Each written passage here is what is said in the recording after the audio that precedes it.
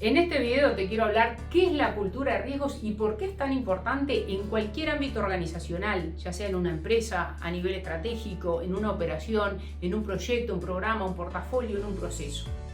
Las empresas han invertido mucho dinero en las últimas décadas en gestionar riesgos y sin embargo esos esfuerzos, esas inversiones no siempre han logrado tener un retorno de la inversión, no siempre han logrado implementar la gestión de riesgos, no han logrado que esa gestión de riesgos sea parte del ADN y de la cultura de las personas. Además, han habido muchas materializaciones, muchas ocurrencias de riesgos que han llevado, en el peor de los casos, a las empresas a consecuencias devastadoras. Distintos ejemplos que podríamos nombrar.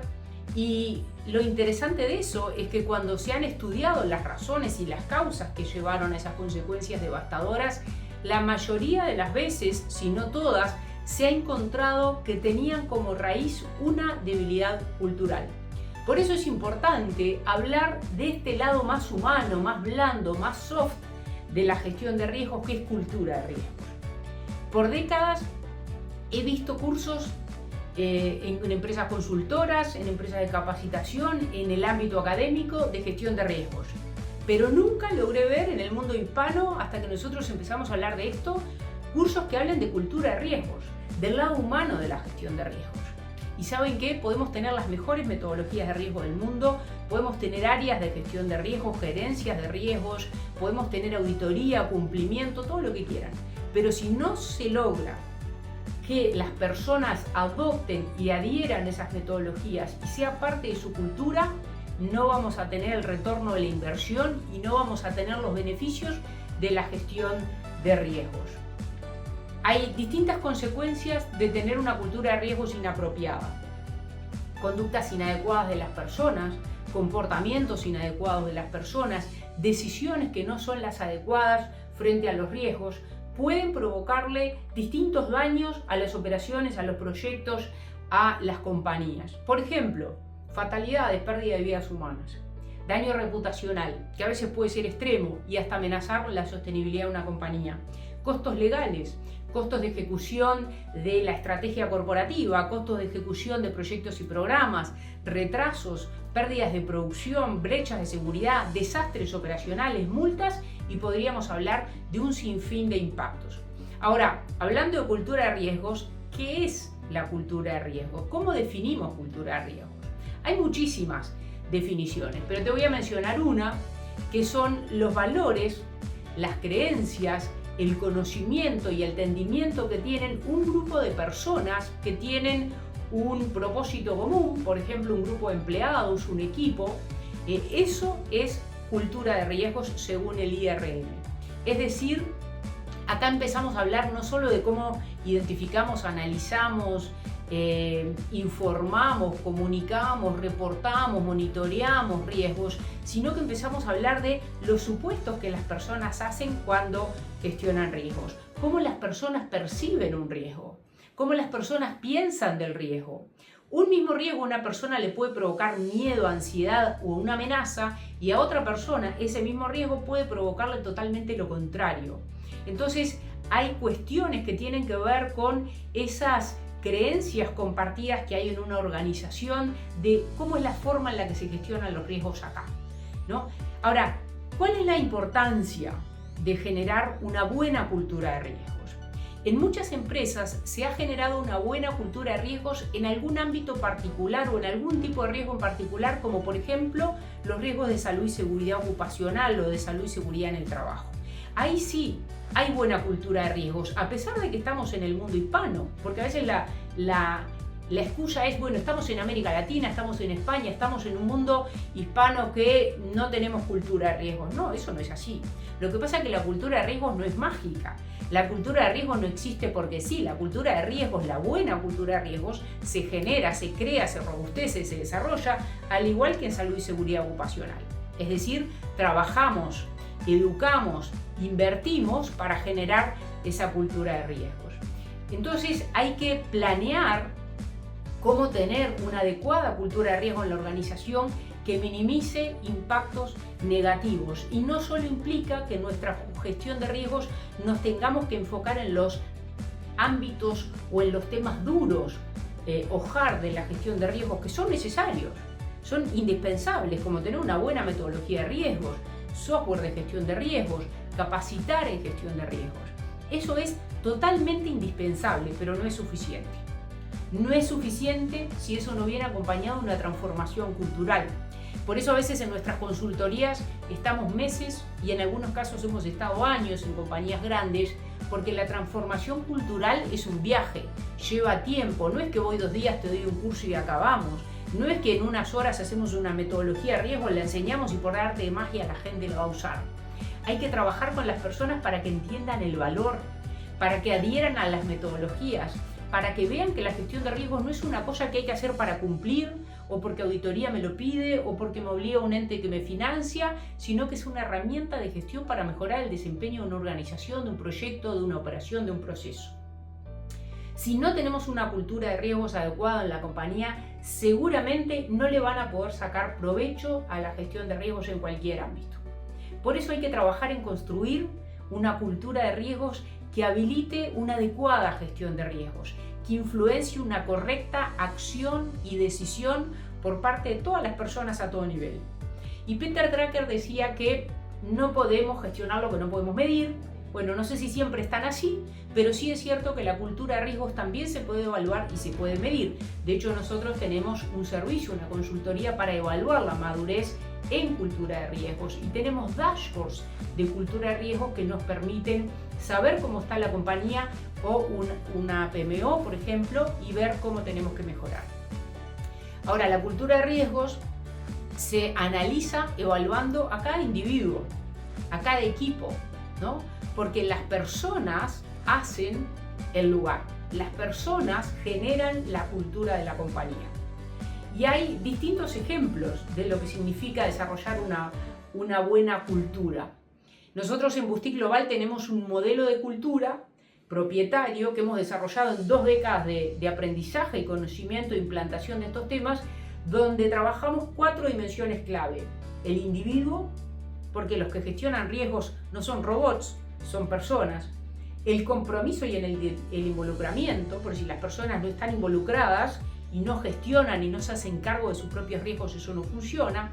La comunicación de los riesgos, que tiene que ser transparente, que tiene que ser oportuna, etc. Y el desempeño, una gestión de riesgos de verdad y no de papel. Y además, en estas 4 dimensiones, tenemos 3 temáticas en cada una para desarrollar y robustecer esa cultura de riesgos. En total abordamos 12 temáticas diferentes que la podemos aplicar a una compañía, a un grupo empresarial, a un portafolio de proyectos y programas, a procesos, etc. Quiero terminar este video dejándote 10 elementos que son importantísimos para gestionar con éxito la cultura de riesgos. Hay muchos más, pero te voy a comentar 10 que son importantes. En primer lugar, el tono desde la cima. ¿Qué quiere decir eso? Que los ejecutivos, los líderes a todo nivel en la organización tienen que ser un modelo de rol para las personas. Yo siempre digo que para un jefe es importante la gestión de riesgos, para su equipo, para su gente, la gestión de riesgos va a ser importante.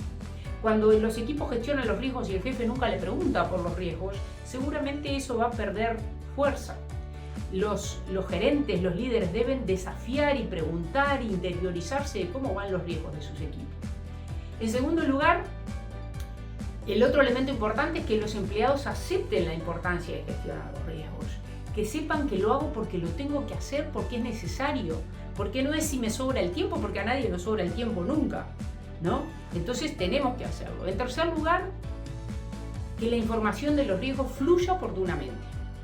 Muchas veces los riesgos que ocurren dieron señales de alerta, pero nadie las miró, nadie las dijo, y entonces hay que saber si levantar la mano oportunamente. Hay que saber cómo transmitir la información de los riesgos sin abrumar, sin generar ruido innecesario, pero sabiendo en qué momento, qué tipo de riesgo hay que escalar, hay que relevar a cada audiencia.